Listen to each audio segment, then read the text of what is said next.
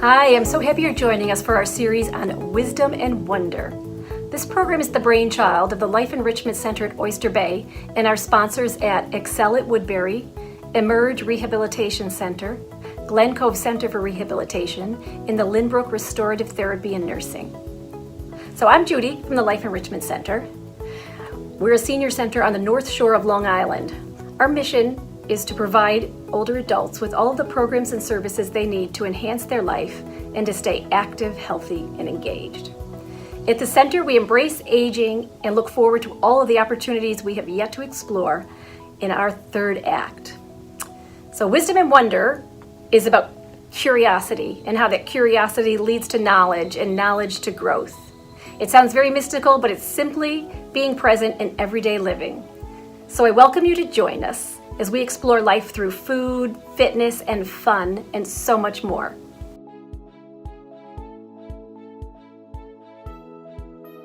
Hi everyone, I'm Chef Anthony Michella from the Life Enrichment Center, and I've worked in the center for the past 12 years, and I've worked as a chef for 25 years. I've been in the food industry for 40 plus years. 40?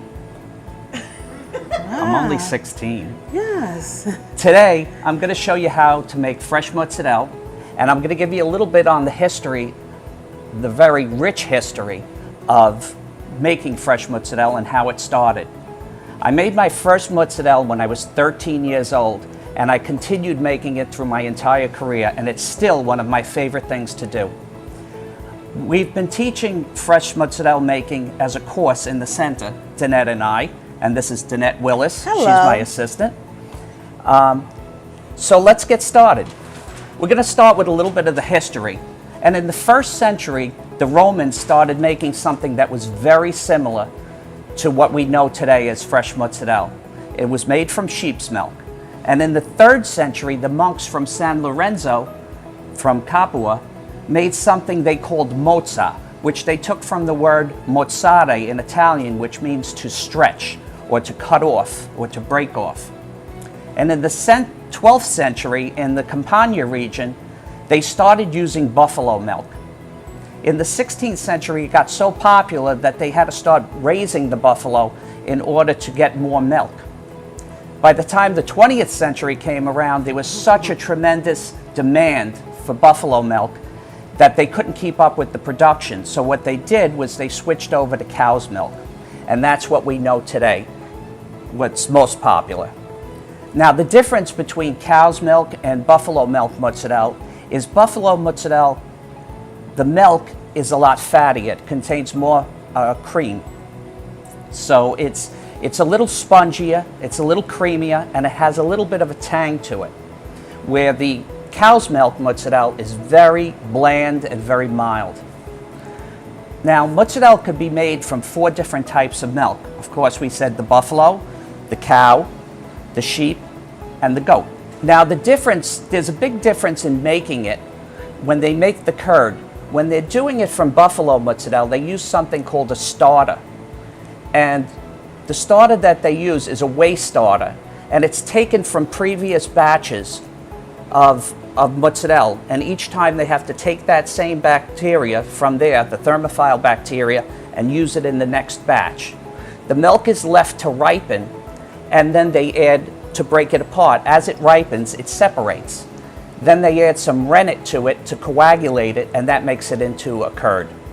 Now with cow's milk, or what they call fiore di latte, it uses cream and an acid to break it down. The acid usually vinegar or lemon juice, and then they use, again, rennet to bring it back together to make a curd. The technique that we use has remained the same for all these years. It's called pasta filata. And I will show you what it's like. It's the pulling and the stretching of the curd, and when we do it today, you'll get to see what it's like. Now, there's 9 styles of mozzarella. There's fiore di latte, which is made from cow's milk. There's mozzarella di buffalo, which is buffalo milk. There's bocconcini, which is a small knot, which we're going to make a few. I'll show you how that's made. There's ovellini, which is an egg-shaped mozzarella. There's Selangini, which is 1/3 of an ounce, a very small ball.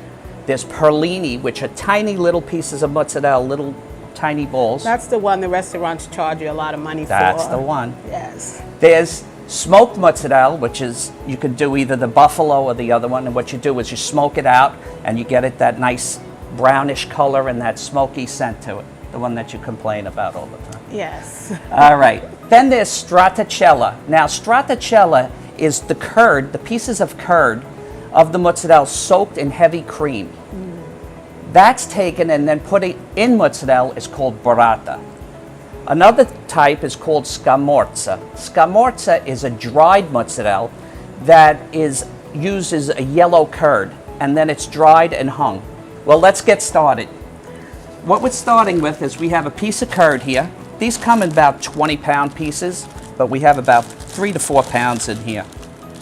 And how many mozzarellas can we get out of this? We're probably going to get about three mozzarellas, 4 mozzarellas, and we're going to make some bocconcini out of it. So this is for you. Don't say I didn't give you anything. Well, Tony give me something. We're going to break these up into big pieces because we just want to get them to the room temperature. Okay. Get ready with my first water. Your first water. Not first one. Not the second one. Okay. Here's my thermometer. All right. It's all the way in the corner. So what you do is you pour the water over it. Very hot water. It's very hot water. This is the first water. And like I said, it's just going to make it room temperature. So the mozzarella was refrigerated. The curd is refrigerated. So we're just going to soften it up. And what you do as you're going, you're just going to check to see that it warmed up in the center of the bigger pieces. All right. Because if it's too cold when you start making the mozzarella, it won't stretch correctly. Put another drop of water in. Okay, just a little bit. A little more. Okay. Now you went too far. No, that's good. Okay. So we let this sit for a couple of minutes. Now what we do is we usually put it into a cool water after the mozzarella is made, and that's going to cool down the mozzarella after we make it so that it keeps its form. Okay, now what's in here is I did it a little different because we have such a small amount.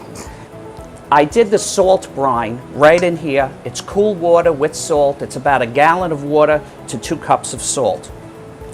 So now, this should be ready. We're going to strain it. Jeanette, you want to do that for me? I'll yes. come towards you. Follow me, please. Thank you. Alrighty. We strain. Okay, now we take out all the water on it, and we start seeing that the water is changing colors, and that's taking out the butter fat and the excess milk that's on there.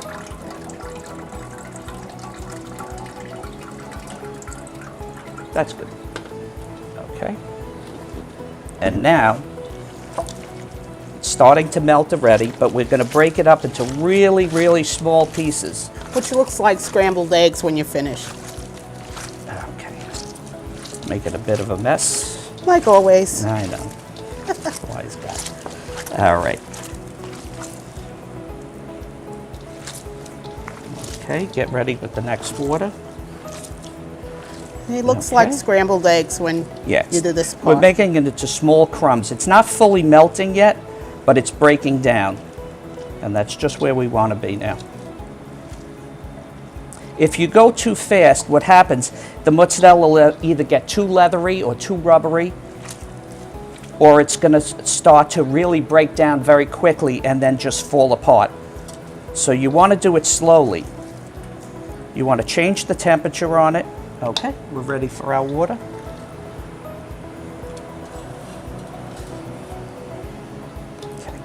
Okay. Now this water is about 180 to 190 degrees. Go right up to about this line right here. And we're just going to cover it. Keep going. A little more. That's good. Okay. And now starts the stretching process. What we're going to do is start bringing it together. If you could hold the bowl a little bit. Sure, dear. Okay. And what you do is you pull the mozzarella from the sides so that it doesn't stick from the sides. Get it all. Okay. And we're starting to combine it so you get one piece. You want to get all the little pieces together.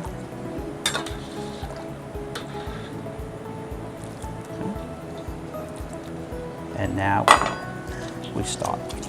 Now you see it's starting to come together. It looks like one piece. And we start to stretch.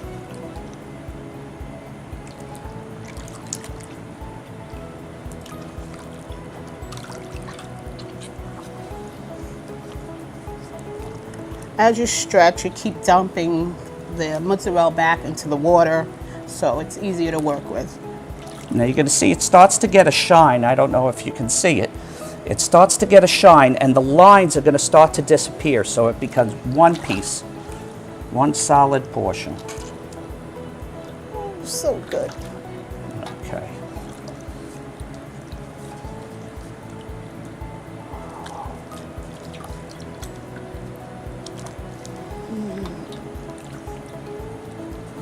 Just give me a little more water in there, just a drop more. Okay. Now you want to regulate the temperature so that you keep it hot, but not too hot that it's going to overcook actually. Now, so we start stretching, and you stretch from different directions.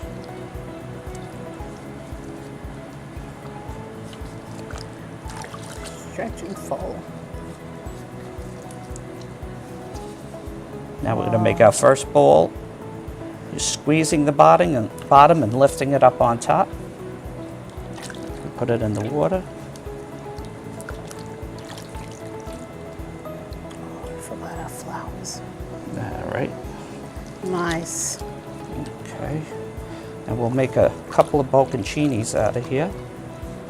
Which, at the center, we all love the bocconcinis. Okay. So we got number 2. Yes.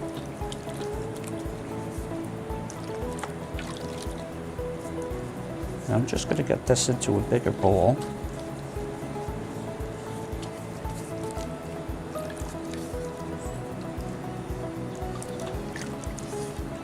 Holy stretch. Okay, now when you're doing bocconcini, what you're doing is actually making strings.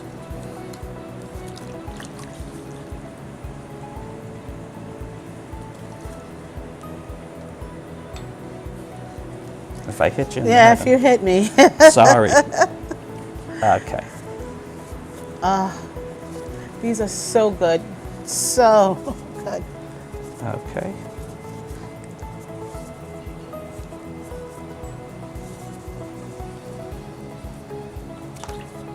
Then we'll start on the other side.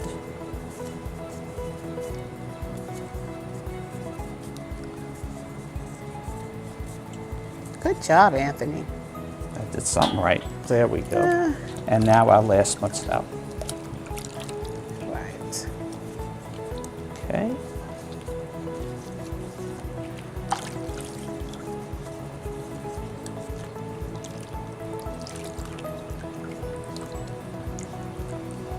What is this technique called? here? Okay, this is called, well, we used to call them a water job.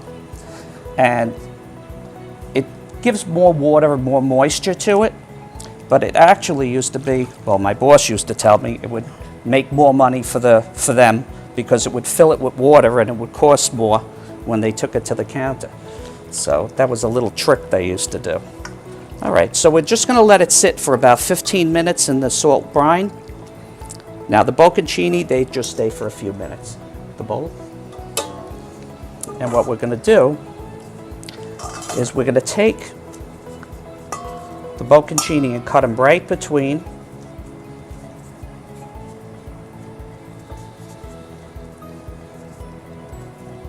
Okay, and we have these here. And what I'm going to do is I mix this up. This is a little bit of olive oil, garlic, dry basil, a little oregano, and you just soak the bocconcini in it. Which in a couple of months after quarantine, we're gonna make this and bottle it and sell it. So, oh, so good. Okay, and you just let those sit for a little while. So good. And now we're gonna take, this was about the first one I made. Okay, and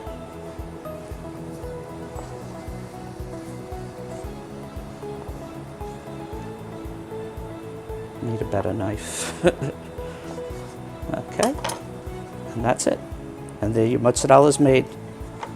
It's going to be tender. When you first make it, it's a little chewier. It's a little different than the stuff that you get, the polio or any of those types of mozzarella. It's a very soft, delicate taste and a delicate flavor. And that's it. And that's your mozzarella and your bocconcini. Thank you very much, and take care.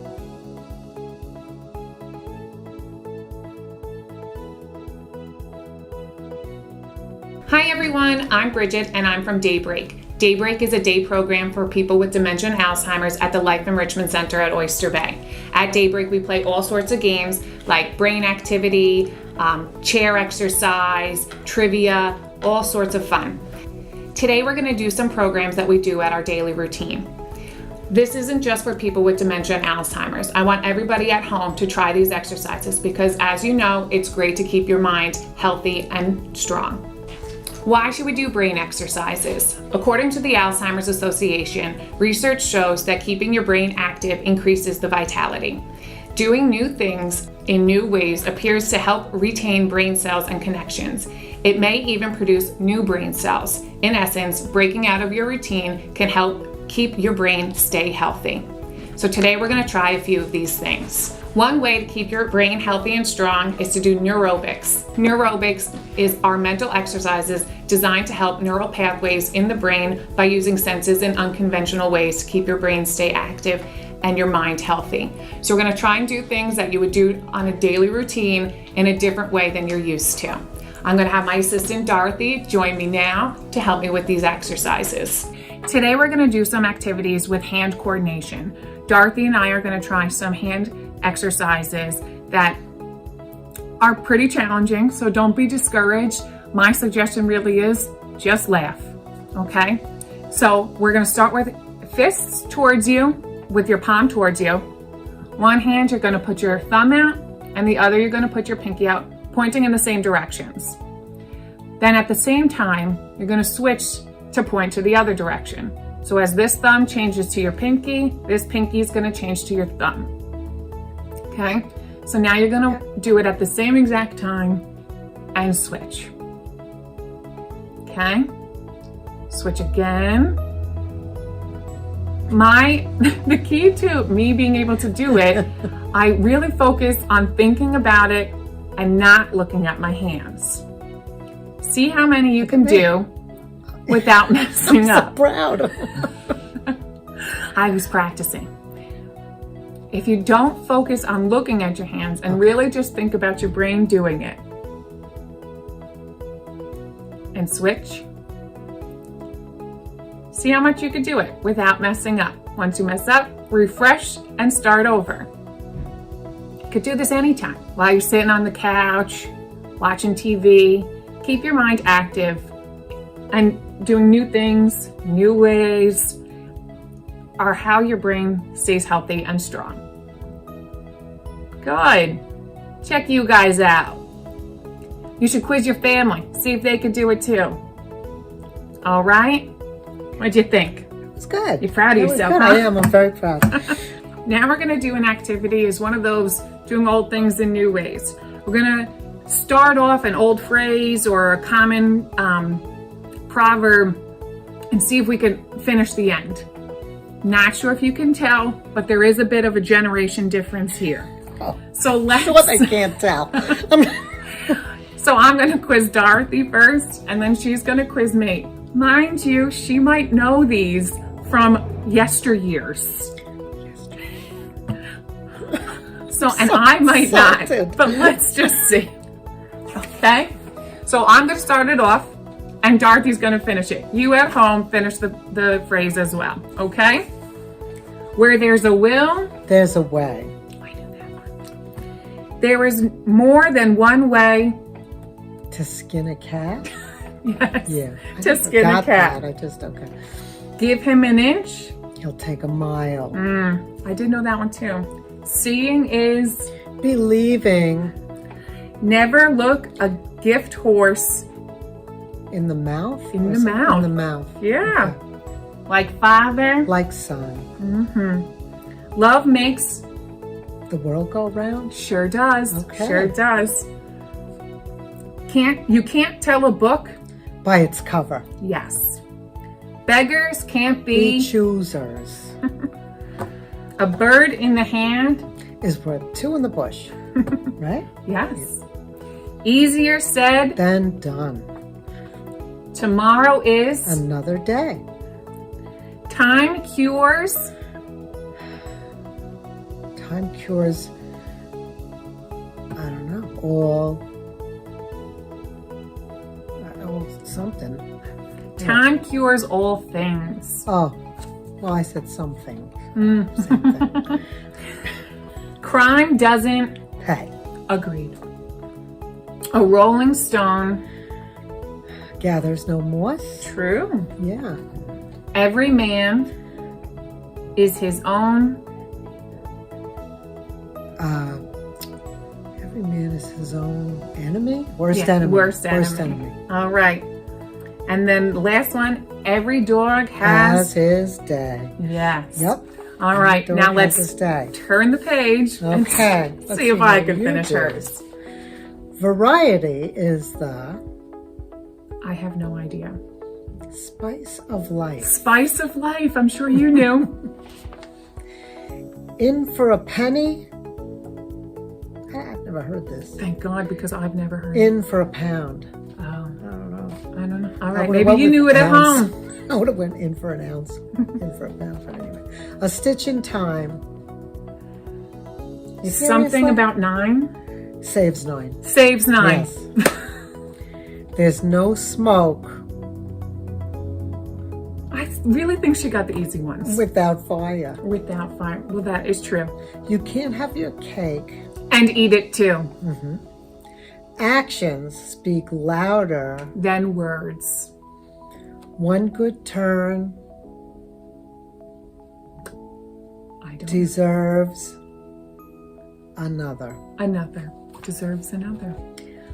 You better get this Do you one. have easy ones on there? You better get this one. Laughter is the best. Medicine. That's what we do every day. Every picture, Is worth 1,000 words. yeah, Yeah. it actually tells a story, but that's Oh. another one. But that is another one. Okay. Birds of a feather. Flock together. Life is just a bowl of. Say something nice. Happiness. Okay. It's cherries, but happiness works too. Blood is thicker. Then water Yup. You don't put all your eggs. in one basket. I'm really skipping around. Thank you. Give Honest- me one last one. Make it easy for me, please. Honesty is the best. Policy. That's right. How did you do at home? Hey. I'm sure you knew more than I did, but it's a good. Probably because the generational thing that she's claiming. Okay. It's good. I mean, how often do you hear these sayings these days? At least give me that. But jogging your memory of old things and doing it in new ways, only hearing half of it and finishing the rest, is a wonderful way to keep your mind active. Now we're going to do one of those old things in new ways things again. We're going to try writing with our non-dominant hands. You should try this as well. Grab a pen, pencil, paper. We're just going to write our names simply. So I'm lefty, Dorothy's righty, and we're just going to write our names on the top of a piece of paper with our dominant hands. Okay? Nice and big.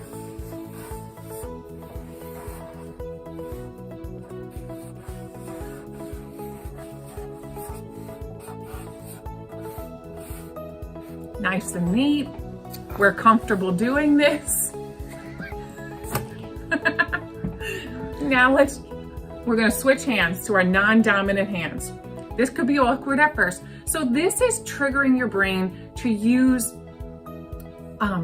functions that it doesn't do on a normal basis. Writing with your dominant hand is comfortable, it's easy, it's what, rote to you. Using your non-dominant hand becomes awkward and challenging. This is keeping your brain thinking and connecting new neurons to new muscles and stuff and really challenging yourself, okay? So try this at home. Write your name with your non-dominant hand. Okay. Oh my God, I can't even draw a straight line. And if you're ambidextrous, good for you. Oh my gosh. I feel like I'm writing for the first time. Oh my goodness. How you doing? Oh, hers looks pretty good. Oh, I almost forgot how to spell my own name. Oh my goodness.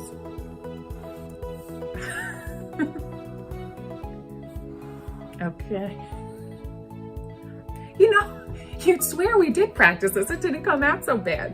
Yeah. But, all right, so check it out. All right. How did you do at home? Maybe try words that aren't your name, that the letters may become a little more difficult, that it's not letters that you use so frequently when writing. Try it in cursive, try it in print. Oh, forget it in cursive. I'm not going to do that. Make a fool of myself today. But, try it with anything. If you brush your teeth with your right hand, one day, switch it. If you comb your hair with one hand, switch it. That crossbody coordination is key to those neural pathways and keeping it strong, using it so you don't lose it. Thanks for joining us today. We hope that you had a fun time with us. We hope to see you soon. Bye.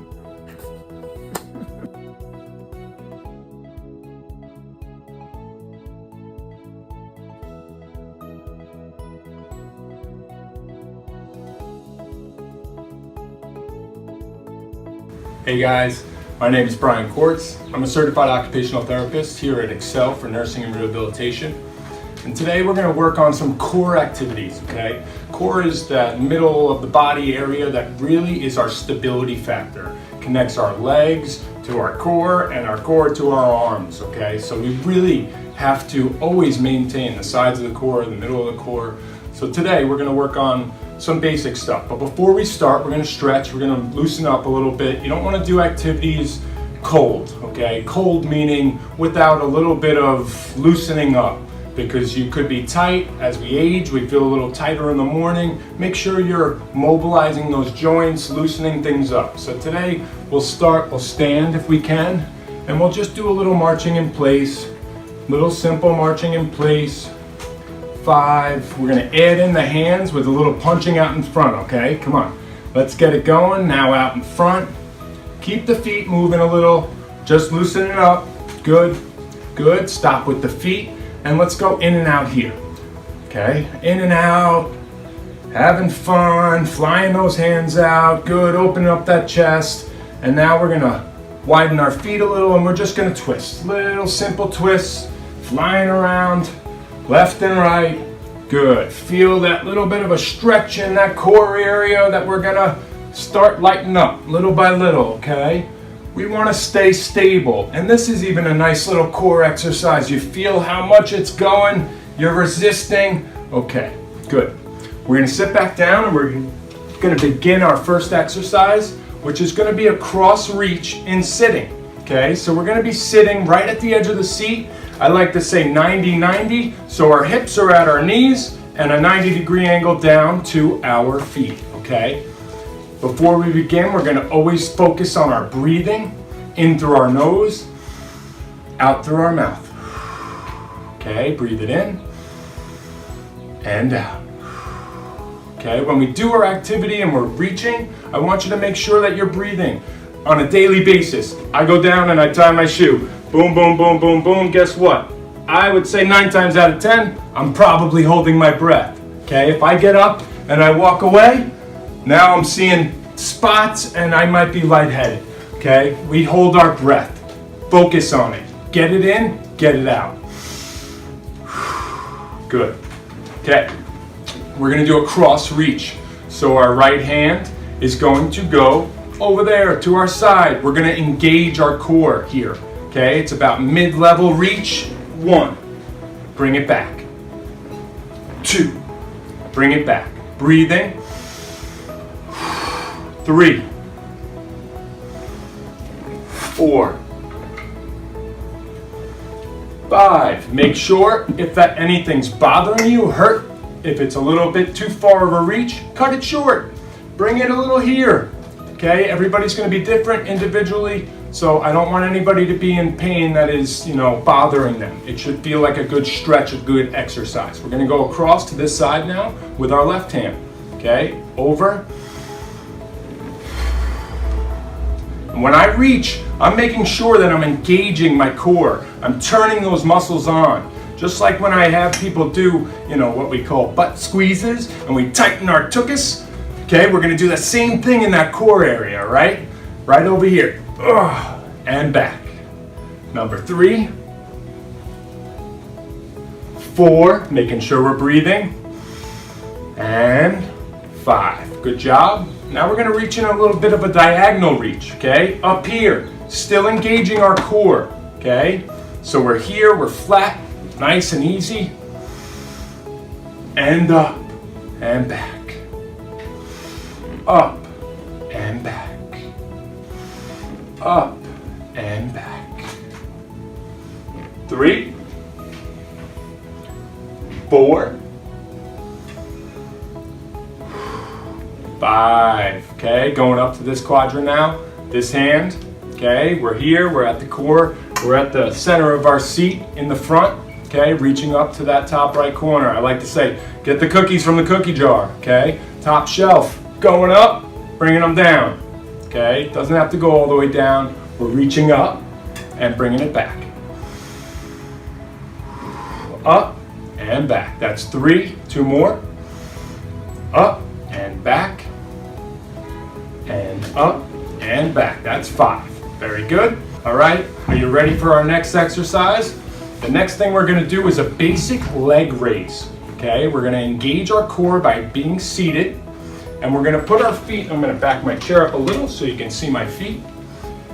And they're down here, okay? I'm kind of in the front of my chair. My legs are trying to be straight down. My heels are resting on the ground, okay? So our hands are here, and we're simply lifting our feet up and down. Up and down, okay? This can be performed in bed as well, laying supine on your back before you're getting up.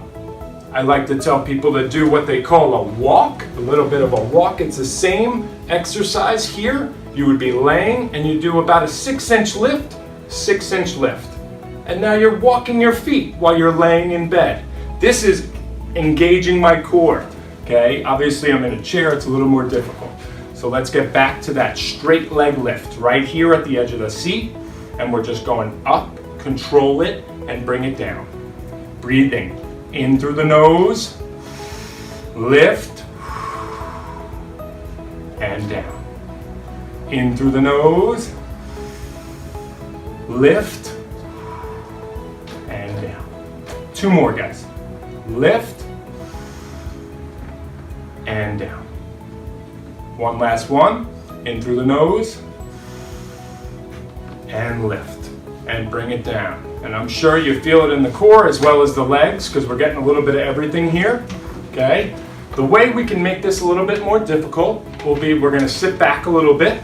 We're gonna do that same engaging of our legs lifting, and now we're gonna add in a little abduction, pulling our feet away from each other, and then bringing it back together and down, okay? Let's try it. Legs out, we're gonna lift, breathing, open, bring them back together and down. Good, excellent. Everybody okay?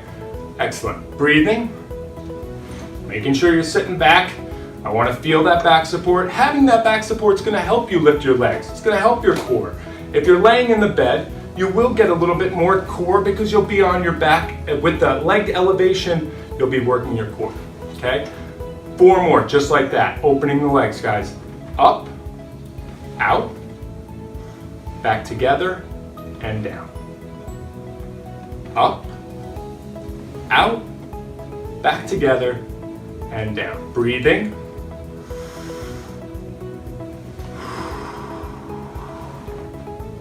And down. 2 last ones, guys. Doing great. Keep it up. Good. All the way down.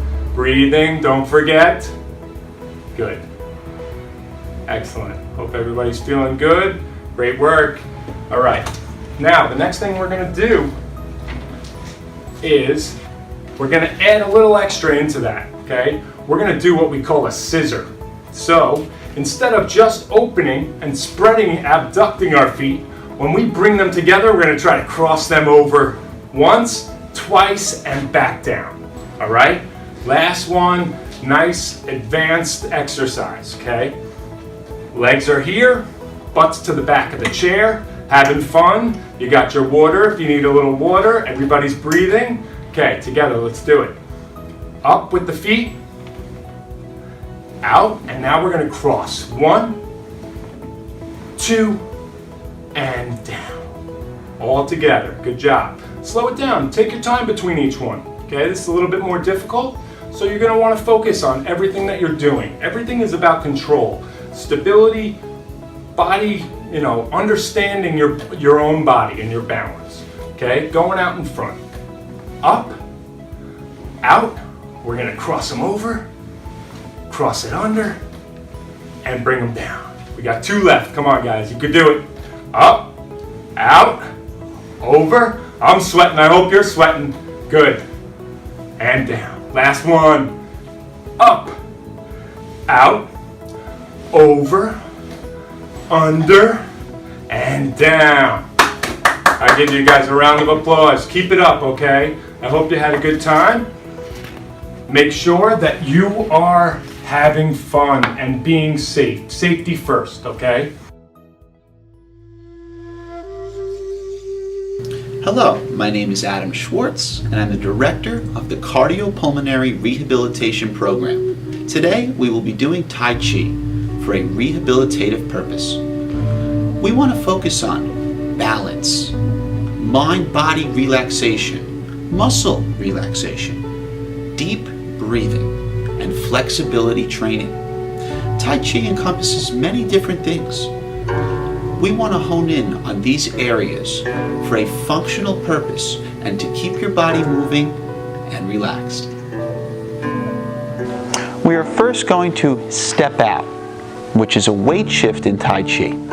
You start with your feet together, lift your left leg up, bring it to the side of you, and transfer your weight onto both feet. You want to keep your feet and your knees a little bent, kind of in an athletic position. Our first part of our segment is we're going to keep our hands down on our lap. We're going to inhale through the nose as we raise our arms up to shoulder height. Flip our wrists over, pretend we're pushing air down, and exhale through the mouth. We're going to do this 5 times.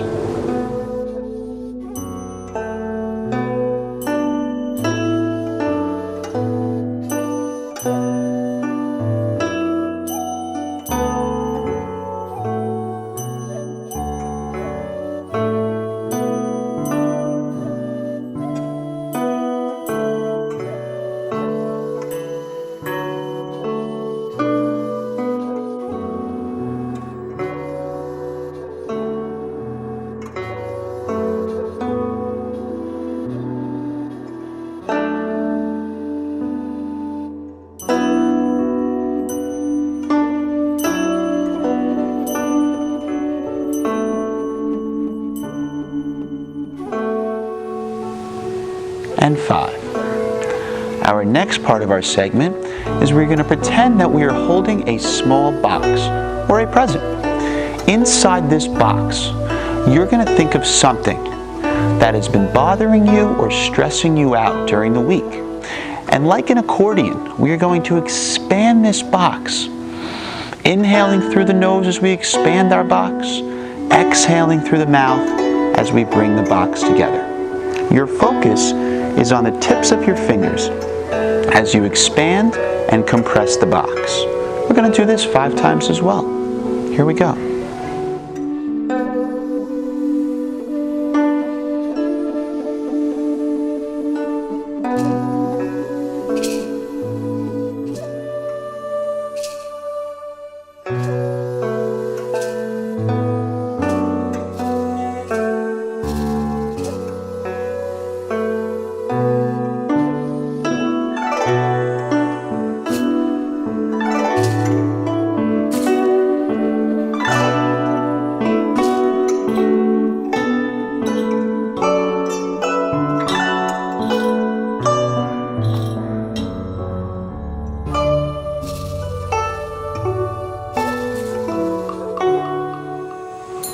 Very good. The next part of our segment, with this box, we're going to take a right step out to the side as we bring the box over our right knee, and we're going to throw the box down. Something that's been stressing you out this week that you put inside your box as a thought, we're going to get rid of that thought or that negative energy. So let's do this a couple times.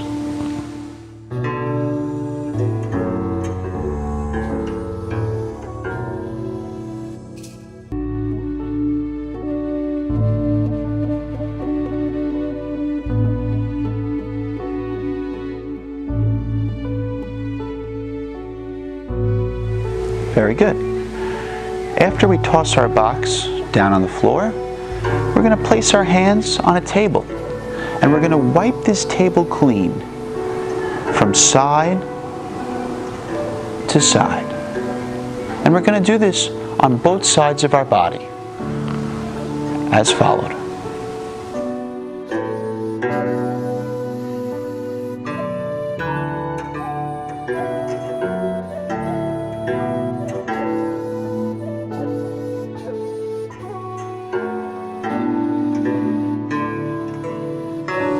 Now to our left.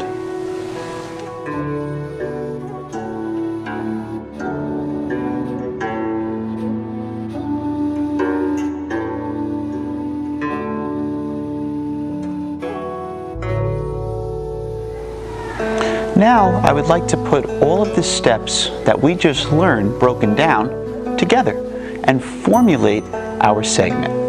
So let's all begin together. Feet together to start. Let's take 2 deep breaths to relax our body and our minds and our muscles.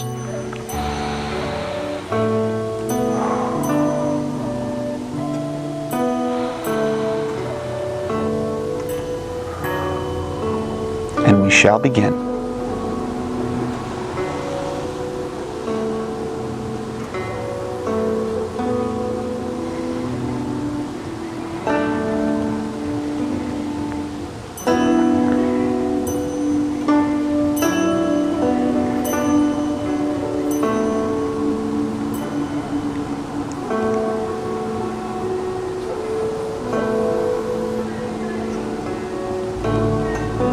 So everyone at home, you're just breathing and following along as we do our Tai Chi segment together.